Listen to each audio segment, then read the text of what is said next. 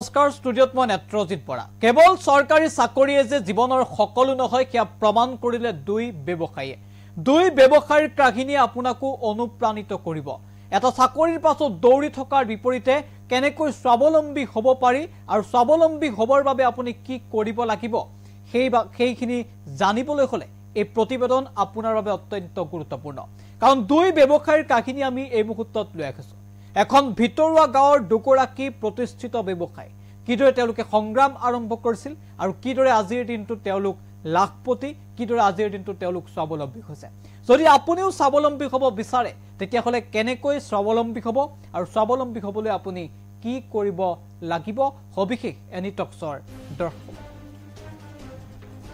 কেৱল চাকৰিয়ে যে সকলো নহয় চৰকাৰী চাকৰি এটা যে সকলো নহয় কিয়া প্ৰমাণ কৰিছে দুই প্ৰতিষ্ঠিত ব্যৱসায়ী চৰকাৰী চাকৰিৰ পাছত দৌৰা বাদ দি তেওঁলোকে আৰম্ভ কৰিলে ব্যৱসায় দৰিদ্ৰতা যে জীৱনৰ হেঙাৰ হ'ব নোৱাৰে কিয়া প্ৰমাণ কৰিলে দুই ব্যৱসায়ী কলিয়াবৰৰ উলুৱনিৰ দেৱজিত বৰা আৰু বৰুৱা চুকৰ ৰুলি চৌধুৰীৰ সংগ্ৰামৰ কাহিনী এনিটক দুই ব্যৱসায়ীৰ সফলতাৰ আঁৰত আছে বন্ধন বেংক কলিয়াবৰৰ বন্ধন বেংকৰ পৰা মাত্ৰ কেইহাজাৰমান টকাৰ ঋণ লৈ তেওঁলোকে ব্যৱসায় আৰম্ভ কৰিছে এতিয়া 2 লাখ টকাৰো অধিক ঋণ লৈ আগবঢ়াই নিছে নিজৰ ব্যৱসায় তেওঁলোক এতিয়া স্বাৱলম্বী নিজৰ লগতে তেওঁলোকে আনকো দিছে সংস্থাপন বন্ধন বেংকে এতিয়া হাঁহি পিৰিঙাইছে পৰিয়াল কেইটাৰ বুকত এটা সময়ত তেওঁলোকে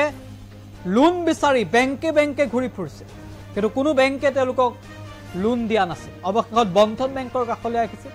আৰু বন্ধন বেংকে তেওঁলোকক অত্যন্ত সহজতে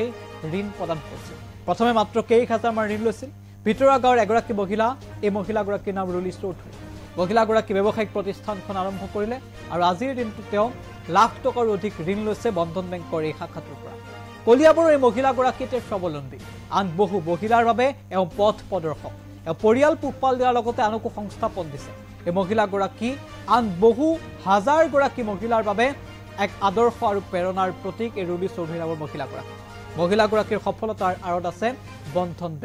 বন্ধন বেংকৰ বাবে এই মহিলাগৰাকী এতিয়া দুপদুপে তেওঁৰ যি ব্যৱসায় কি আগবঢ়াই নিবলৈ সক্ষম হৈছে মহিলাগৰাকীয়ে দেখুৱাইছে তেওঁৰ নিজৰ সংগ্ৰামৰ কাহিনী কিদৰে এটা চাকৰিৰ পাছত দৌৰি থকাৰ বিপৰীতে জীৱনত আগবাঢ়ি যাব পাৰি তাৰ নিদৰ্শন দাঙি ধৰিছে মহিলাগৰাকী আন এজন যুৱকৰ কাহিনী আমি লৈ আহিছো তেওঁ হৈছে দেৱজিত আৰু এই দেৱজিত নামৰ যুৱকজনে আৰম্ভ কৰিলে গাহৰি এখন ফাৰ্ম এতিয়া এখন ফাৰ্মৰ পৰা গৈ তেওঁ ব্যৱসায়িক প্ৰতিষ্ঠান আৰম্ভ কৰিবলৈ সক্ষম হ'ল কলিয়াবৰৰ এই বন্ধন বেংকৰ ইউনিটৰ পৰাই তেওঁ ঋণ লৈ আৰম্ভ কৰিছিল ব্যৱসায় আৰু এতিয়া অত্যন্ত সফল ব্যৱসায়লৈ পৰিণত হৈছে দেৱজিত এটা সময় ঋণ বিচাৰি হাহাকাৰ কৰা দেৱজিতক বন্ধন বেংকে আগবঢ়াই ঋণ আৰু আজিৰ দিনটোত একোজন প্ৰতিষ্ঠিত ব্যৱসায়ী আৰু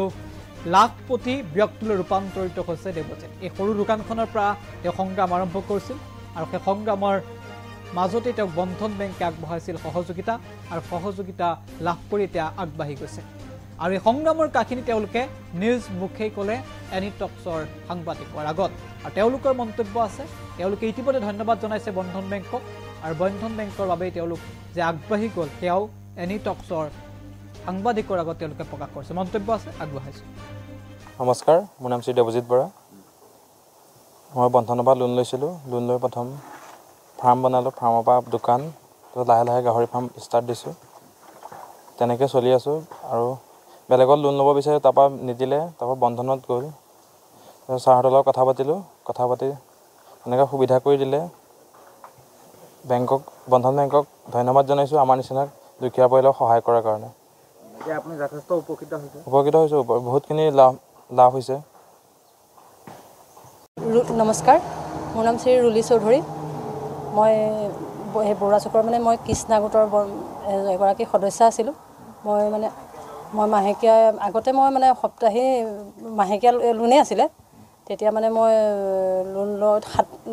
7,000 টকাৰ পৰা লোন লৈছোঁ আজি 10 বছৰ 11 বছৰ হৈ গ'ল তাৰপিছত এতিয়া মই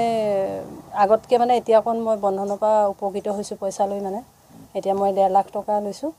1.5 লাখ টকা লৈ পেলাই মই লোনটো লৈ মই এই দোকানখন খুলিছোঁ দোকানখন খুলি মই বহুত উপকৃত হৈছোঁ আৰু পৰিয়ালটো চলাই আছোঁ মই পৰিয়ালটো ভালকৈ চলি আছে এতিয়া তাকে আৰু অকণ আগবাঢ়ি যামগৈ বুলি মানে মনতে মানে বন্ধনৰ পৰাই মানে আকৌ আগবাঢ়ি যাম বুলি পেলাই মানে মই মানে হেৰি হৈছোঁ, বন্ধনৰ পৰা আপুনি উপকৃত হৈছোঁ মানে। কি ক'ব? বন্ধন মানে মানুহে কয় মানে বন্ধনৰ কিছুমানে কয় মানে ইমান ঠিক নহয়, কিন্তু মই আজিলৈকে মানে বেয়া পোৱা নাই, মই ভালেই পাইছোঁ বন্ধনত, কাৰণ বন্ধনৰ লেনদেনো ভাল পাইছোঁ, হেৰিও ভাল পাইছোঁ, বৰ্তমানলৈকে মানে মই ভাল পাইছোঁ মানে। পইচাটো আনি সৎ ব্যৱহাৰ কৰিছোঁ মানে, বন্ধনৰ পৰা লৈ মানে পইচাটোৱে মই সৎ ব্যৱহাৰ কৰিছোঁ, সেয়াই। নমস্কাৰ, মোৰ নাম শ্ৰী দেৱজিৎ বৰা। মই বন্ধনৰ পৰা লোন লৈছিলোঁ। লোন লৈ প্ৰথম ফাৰ্ম বনালোঁ, ফাৰ্মৰ পৰা দোকান